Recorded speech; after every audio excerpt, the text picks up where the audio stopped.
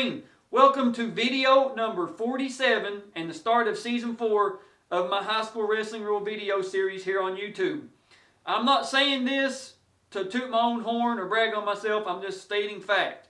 The video series that I've created on YouTube for high school wrestling rules is without a doubt the most comprehensive and the most in-depth high school wrestling rule video series you will find anywhere online, on the internet, wherever you want to phrase you want to use, period. I know this because I've had referees from all across the United States reach out, and not just referees, but coaches, wrestlers, parents reach out on social media and just say how much they appreciate the video series, how much they've learned. And that was the whole point of this video series. But for this video, I'm speaking on behalf of the KWOA. As you can see my patch here, the Kentucky Wrestling Officials Association. This is a video for people who are getting into the sport. Maybe you wrestled in high school. Maybe this was the 70s, 80s, 90s. Maybe you've been out of the game for a while. You're getting back into it, whether you have kids, stepkids, grandkids, whatever the case is. You're just wanting to get back into the sport as a coach or maybe even a referee. We've got some tips. The membership, the leadership of the KWOA has some tips. I'm going to present them to you. But this is not just for Kentucky. This can go for any state at any level of wrestling. Let's get into it. The majority of the time when a parent, a coach, a wrestler, whoever it is arguing with the referee about a call, it's because the person doing the arguing doesn't know the rules. And go back in the archives after, or the playlist after you watch this video, and look how many videos I've done. Like I said, this is video number 47. There are so many ticky-tacky, I don't want to use the word itty-bitty, but there's so many exceptions, variations. If you do this, this happens, da-da-da-da-da, that not everybody knows what those exceptions are. Fans, parents, whoever it is, come out to the wrestling meet, coaches that are new to the sport or been out for a while. They come to a tournament, a duel, whatever the case is. They're arguing the whole time. And it's really not beneficial for referees to go up to a fan and be like, hey, let me show you what it says in the book. Now, if the situation permits, I understand that. But if we've done that with every fan or person that argues a call, we would never get any wrestling done. So point being, if you're getting back into the sport in any capacity, whether it's coaching, refereeing, whatever the case is, get an updated version of the rule book and case manual. Let me say that again. Get yourself an updated version of the rule book and case manual. You can get those through the NFHS. On your phone, there's an app that you can download. You pay the fee. You get access to the app. Make sure you get the current edition. This is the 2021-2022 season. Don't get a rule book from the 1995 or even a rule book from 2019-2020 or 2020-2021. Make sure that you get the up-to-date NFHS rule book and case manual and read it. And if you have a question, reach out to a referee, a current coach, reach out to myself on social media. If you have a question, ask it, because we're here to help you. I'm here to make sure people understand the rules of high school wrestling. But if you don't have a book and a rule book and a case manual, then you're really only hurting yourself. You're only hurting the kids that you're trying to coach. So get yourself an updated rule book, updated case manual, and study it. Be mindful of how you act around your wrestlers. Whether that's in the practice room, the weight room, in weigh-ins, on the mat. We know everybody wants to win. Nobody gets in a team huddle and says, all right guys, 1, 2, 3, runners up, or 1, 2, 3, second place. No, it's 1, 2, 3, state champs, 1, 2, 3, win. Whatever it is, everybody's competitive. Wrestling is the most alpha male, alpha female sport, whatever you want to use there, possible. It's one-on-one competition. Everybody wants to win. Everybody should train hard. We know that. Coaches, we know you want to win. We know you want your kids to win their bouts and want to do their best, try hard, have fun, all that kind of stuff. But you want them to win. We understand that. But you need to be mindful of your behavior. There's acceptable behavior and there's unacceptable behavior.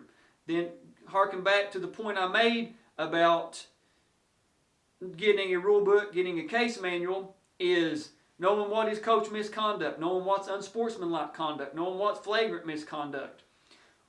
I don't go to a wrestling meet with a sheet of, okay, today I'm going to eject 3 coaches and 2 wrestlers. I'm going to eject 5 parents and a stat girl. That's not why I referee. I referee because it's fun. Again, there's acceptable behavior, there's unacceptable behavior. Profanity on any level is unacceptable, especially when shouted at a kid of your team, another team, a coach, especially official, whatever the case is. Now, what happens with you and your wrestlers in the locker room, in the weight room, in the practice room, we can't control that. But when you arrive at the meet, you arrive at the duel, and you're just absolutely unbearable, we're going to let you know about it. And if we have to, we'll stop the meet, we'll stop the duel until you're removed for your behavior. Because we're not going to let, one bad apple, the old saying, we're going to let one bad apple spoil the whole event for everybody. So if you're being belligerent, you will be dealt with. Like I said, I have a lot of great head coaches that I call personal friends. And it's not that I'm out with a vendetta to, like I said, kick coaches out or kick wrestlers out. We're just telling you for your own good. If you want your team to grow, if you want the sport to grow, know the difference between what is acceptable behavior, what is unacceptable behavior, and that comes from knowing what's in your rule book, knowing what is coach misconduct, unsportsmanlike conduct, and flagrant misconduct. I know you guys are going to find this hard to believe, but not everybody always agrees with the referee's call. I know, shocker, right? If you don't agree with the call, fine. If you're the head coaches get a little bit more leniency with referees than assistant coaches or whatever the case is. If you're verified or designated the head coach, when you come to the table, you question a rule, we're going to give you the benefit. Hey, coach, this is how I saw it. Hey, coach, this is the rule right here. Did I get it right? Did I get it wrong? I probably got it right. You're just upset because your kid didn't win or didn't go in your favor. We are losing referees at an insane rate because of the way coaches treat referees. That's just plain and simple. Fan behaviors, there's always going to be fans, whatever. We get that. But when coaches come to the table or they're yelling at the top of their lungs, "You suck, you're terrible." Ray Charles could have seen that. Whatever coach to referee joke you want to insert here, we're losing referees there's a lot that I know that didn't relicense this year that were licensed last year because of the way some coaches treated officials. And that is simply unacceptable. Whether it's the referee doesn't know how to handle it, or maybe the coach has, some influence and the referee, thinks he's never going to get like a postseason assignment, or, I've heard this one 1,000 times. "You'll never come back to this school again, buddy. You're done here. You might as well go ahead and turn your license in." Well, I don't know what you want. The only thing we can do is help those referees. Let us know, hey, this referee needs some work on this. This ref, missed this, or whatever the case is. Communicating now is so much easier. These things, text messages, phone calls, FaceTime, however you want to communicate, in person, doesn't matter, email, simple, a messenger. Hey, this referee seems like a good person. Probably need to work on them with counting back points, or they need to know what the difference is between, like a Nelson cradle and a legal cradle. They call my kid for a Nelson cradle, which now is illegal, and it was a legal cradle. Can you show them the difference? Of course. That's all you got to do. Tell us. If they miss a call, they're calling something consistently the same time, but it's wrong, and they're not, for whatever reason at the meet, they're not jiving, get up with a senior official. Hey, let's work with this person. Let's get them programmed. Let's get them formed to be a better referee instead of losing people altogether and making it that much harder to get referees for meets. Just a quick in summary here. Get a updated current copy of the NFHS rulebook and case manual. Act professional at the meets, at the tournaments, weigh-ins, know the difference between acceptable behavior from coaches and unacceptable behavior from coaches. That comes from reading your book. Again, coach misconduct, unsportsmanlike conduct, and flagrant misconduct. Have meetings with your parents preseason or in season, whatever. Let them know, hey, you may be the parents, but I'm the coach. And if you don't like the way I'm doing something, we can handle it at somewhere outside of this. Don't harass our officials. Don't harass other teams. Let's all be respectful. Know how to act at the table. And be nice, be respectful, be courteous to our new officials coming on. Without officials, our sport is not going to grow.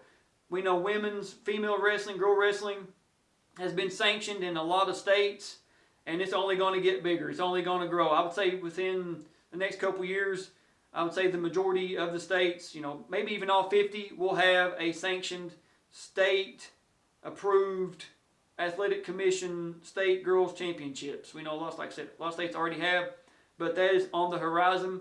And we also know that boy wrestling is growing at exponentially rates. Like I said, teams are getting added left and right.